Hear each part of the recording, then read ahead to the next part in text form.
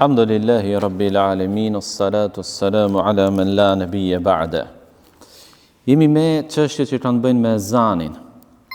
Dhe për ezanin folëm mësimin e kaluar, që ishte edhe tema e parë.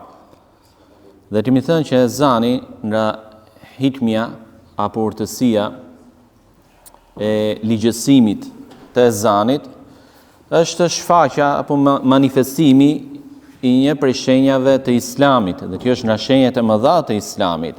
Thirrja e ezanit është nga shenjat e mëdha të Islamit. Është nga manifestimi i madh dhe përhapja e fjalës së tauhidit, për faktin se ezani përmban shprehjen la ilaha illallah, dëshminë për njëshmërinë e Allahut azza wa jall. Por është edhe thirrje apo lajmërim, njoftim për hyrjen e një prej adhurimeve më të mëdha dhe më të madhit realisht pas tauhidit, që është falja e namazit, hyrja e kohës së tij. Por edhe është thirrje për besimtarët që t'i drejtohen një vendi të caktuar, që është xhamia, për të falur namazin. Nga çështjet e radhës është ezani në udhëtim. Pra nëse je në udhëtim, a ligjësohet, a lejohet thirrja e ezanit apo jo? Dhe gjithë na qëllon që në një ditë apo tjetër të udhëtojmë. A ligjësohet ta thrasim ezanin apo jo? Ndaluam në një vend gjatë udhëtimit dhe do të falim namazin. Lind pyetja, po ezanin mund ta thras apo jo? Ti dëshirë ta bësh të adhurim, por se di, a lejohet apo jo? Thirrja e ezanit në udhëtim ligjësohet, sepse profeti sallallahu alaihi wasallam nuk e ka lënë ezanin as kur ishte në vendin e tij, por as kur ishte në udhëtim. Dhe kjo gjë është e pëlqyer, është mustahab, e pëlqyer, e vepër e mirë që të thrasësh ezanin në udhëtim. Dhe ky është mendimi i dietarëve të katër medhhebeve. Pra dietarët e të katër medhhebeve, të Hanefive, Malikive, Shafive dhe Hanabileve, Hambelive, janë dakord, kanë dakordsi në këtë gjë, që është e pëlqyeshme thirrja e ezanit në udhëtim. A ka argument për të gjë? Po. Argumenti i parë është hadithi që përmendëm mësimin e kaluar i Malik ibn al-Huwairit, që thotë, qëndruam te profeti sallallahu alaihi wasallam 20 ditë dhe kur ai pa dalloi tek ne për mallimin për familjet tona, na tha, kthehuni, mësojni ata, pra nga ajo që mësuat këtu, mësojni ata, faluni. Dhe tha më pas profeti sallallahu alaihi wasallam, idha hadaratis salatu, kur të hyjë koha e namazit, fa adhina thumma aqima wa li ummakum akbarukuma. Kur të hyjë koha e namazit, thrisni ezanin. Kur të hyjë koha e namazit, pra ata do të niseshin në udhëtim. Dhe profeti sallallahu alaihi wasallam i mësoi si të vepronin. Kur të hyjë koha e namazit, edhe kur jeni në udhëtim, duke u kthyer tek familja, thirreni ezanin. Më pas ikametin dhe faluni. Pra ligjësohet thirrja e ezanit.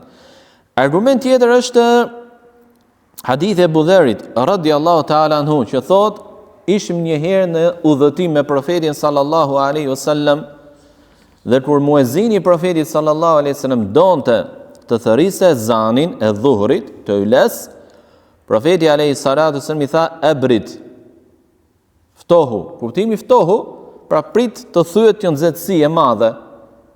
Kaloi pak kohë dhe ai përsëri tentoi, u bë gati të thërrisë ezanin. Profeti sallallahu alaihi wasallam i tha ebrit, ftohu, pra prit akoma. Dhe më pas profeti sallallahu alaihi wasallam tha, inna shiddat al-har min fayhi jahannam fa idha ishtadda al-harru fa abridu bis-salati. Nxehtësia e madhe është në avujt e xhehenemit, në përvëllimi i xhehenemit. Prandaj kur të ketë një nxehtësi të tillë, abridu bis salati, ftohuni me namaz, pra vonojeni pak namazin e drejtës, për të drejtës bëhet fjalë, sa të thyet ajo nxehtësi, më pas faluni. Pra këta ishin në udhëtim. Dhe profeti sallallahu alaihi wasallam ligjësoi ezanin edhe në udhëtim. Dhe çështje tjetër, a është i pëlqyeshëm ezani edhe për atë që është vetëm, që falet vetëm, në shtëpi, në punë, do falesh. A ligjësohet ta thrasësh ezanin në shtëpi, në punë ku je, apo jo? Apo dhe në udhëtim, je tek pull. Po, diçka e tillë është e pëlqyeshme, edhe nëse je vetëm, edhe pse nuk je në udhëtim. Për cilët se Ebu Sa'id el-Khudri radiallahu ta'ala anhu i tha Ebu Sa'sas, shoh se ty të pëlqejnë bagëtit dhe stanet. Prandaj kur të jesh me bagëtin tënde apo në stan, dhe njeriu i tillë në stan ku është larg qendrave të banimit, dhe nëse largohesh nga qendrat e banimit, kuptohet që s'ka as xhami. Dhe kur del me bagëtin e tij që i kullot, largohet, shkon në pyje, në livade të largta ku s'ka ndërtesa, nuk banesa, nuk ka xhami. Prandaj tha kur të jesh me bagëtin tënde apo në stane, pra apo në kullota, thirrë ezanin për namaz. I tha thirrë ezanin për namaz dhe ngrije zërin tënd. Sepse nuk dëgjon për ty ndonjë xhin, njeri apo diçka tjetër, vetë se do të dëshmoj për ty në ditën e Kiametit. Dhe tha më pas se Ebu Sa'id el-Khudri radiallahu ta'ala anhu, e kam dëgjuar këtë gjë nga i dërguari i Allahut sallallahu alaihi wasallam. Pra është hadith. Pra ligjësohet dhe është e pëlqyeshme edhe për atë që është vetëm, falet vetëm, thirrja e ezanit. Çështje tjetër, ezani dhe ikametin për namazet kaza. Ezani dhe ikameti për namazet kaza. Të zuri gjumi, ushtrive mbasi kindis, i lodhur, ose para akşamit, u zgjove, vart yatsie. Dhe të falesh akşamit, dhe akşami si i bitani, kaza. I bie, kaza. A ligjësohet që ta thrasësh ezanin për një namaz të tillë apo jo? Para se ta falesh. Se fillimisht do falesh akşamin diet, sepse është rinditja. A ligjësohet ezani apo jo? I namazit të akşamit, dhe ne jemi në kohën e një namazi tjetër, por përmend të akşamit shembull, dhe kjo vlen për çdo namaz. Thonë dietarët se ligjësohet diçka e tillë. Ligjësohet diçka e tillë, dhe ky është mendimi shumicës së dietarëve. Argumenti për cilën nga Abu Qatada al-Ansariu radiallahu ta'ala anhu thot, ishim në një udhëtim natën me profetin sallallahu alaihi wasallam dhe disa nga ne thanë, o i dërguari i Allahut, atë flejm pak të lodhur. Profeti sallallahu alaihi wasallam tha, kam frikë se do të na humb namazi, pra do të na zër gjumi dhe do të na dal koha e sabahut. Bilali radiallahu ta'ala anhu tha, o i dërguari i Allahut, unë do t'ju zgjoj juve. Edhe ushtrin. Por edhe Bilali u mbështet te kafsha e tij. Dhe zuri gjumi dhe Bilalin radiallahu ta'ala anhu. Dhe i pari u zgjua profeti sallallahu alaihi wasallam dhe dielli që ishte filluar të linte. Pra ishte dal koha sabahut.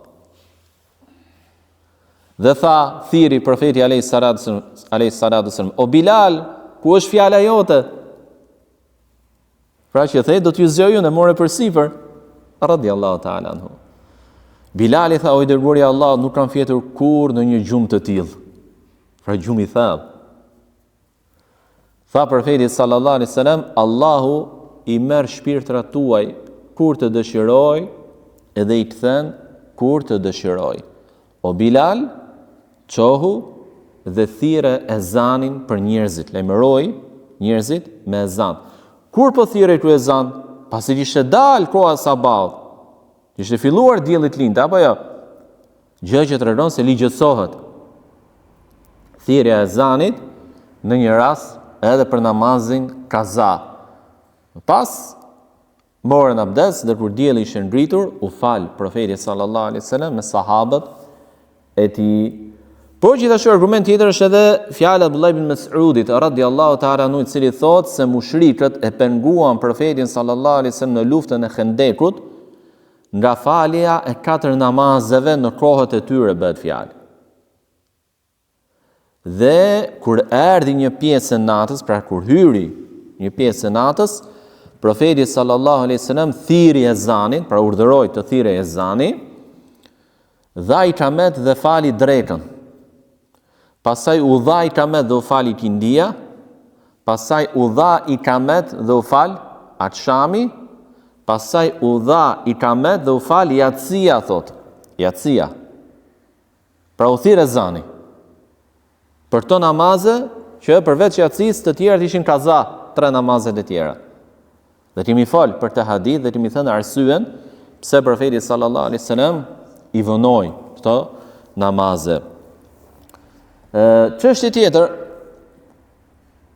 po nëse bëhet fjalë për më shumë se një namaz nafile, janë disa namaze që të kanë humbur, që i ke kaza, a ligjësohet ezani, se i kameti po dihet që do e japësh, po ezani, po të kujtojmë argumentin e fundit që përmendëm, të Ibn Mas'udit, çfarë tha?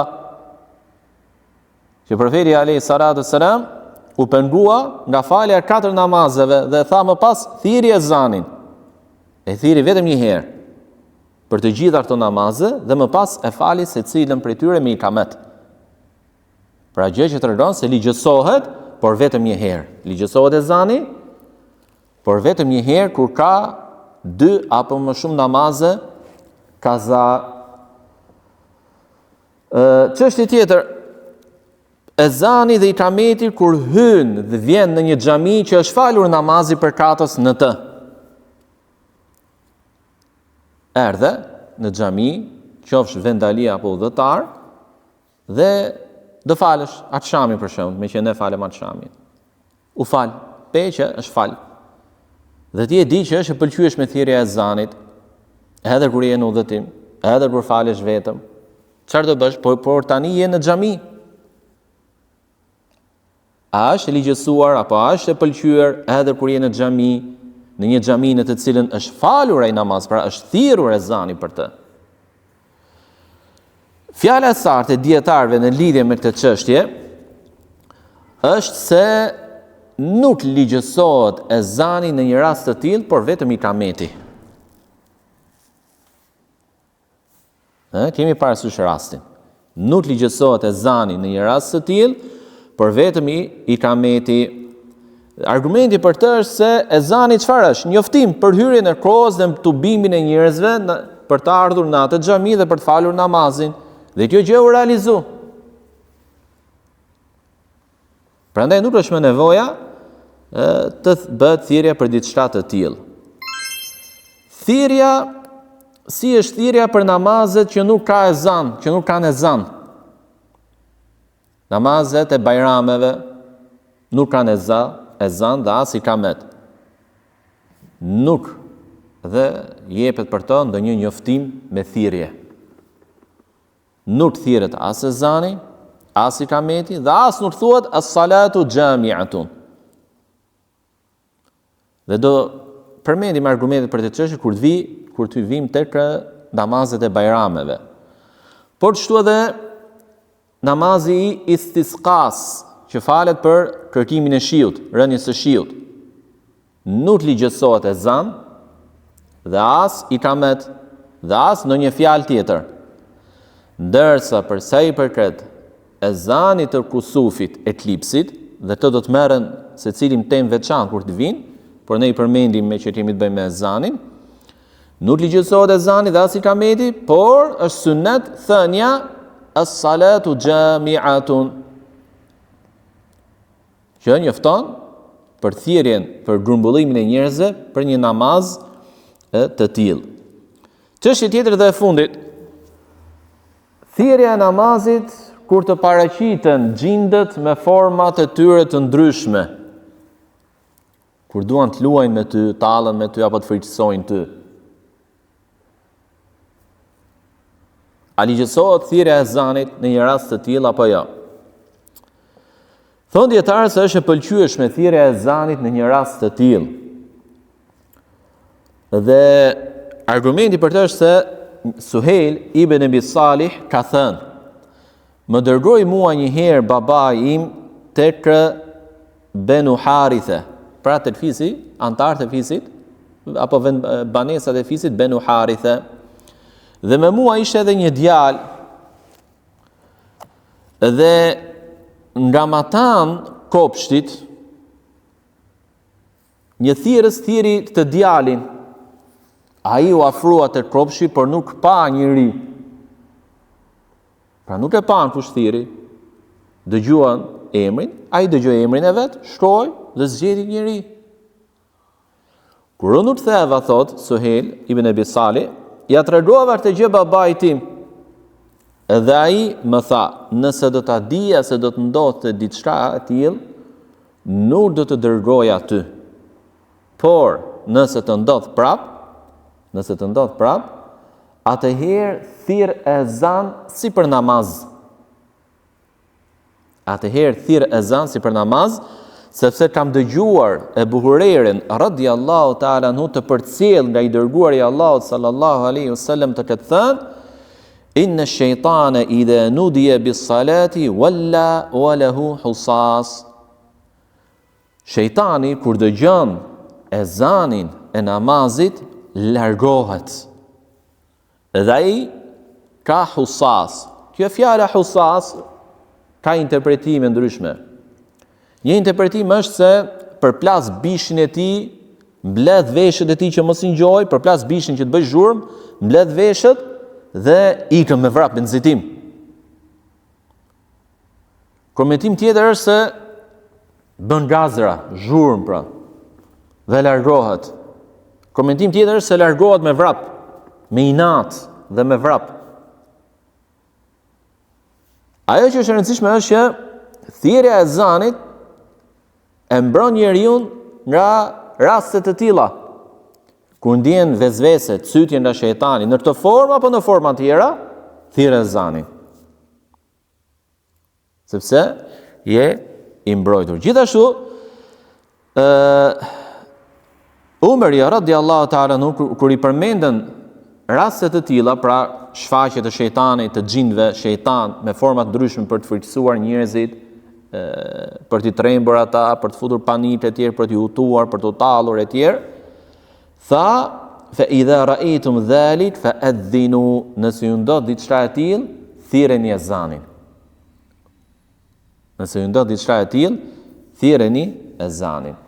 Këto janë ato çështje që mund të themi sot, disa nga çështjet për ezanin, inshallah çështjet e tjera dhe shpjegimin e haditheve me lejen e Allahut dhe me suksesin prej tij në netët e ardhshme. Subhanakallahumma bihamdika ashhadu an la ilaha illa anta astaghfiruka wa atubu ilaik.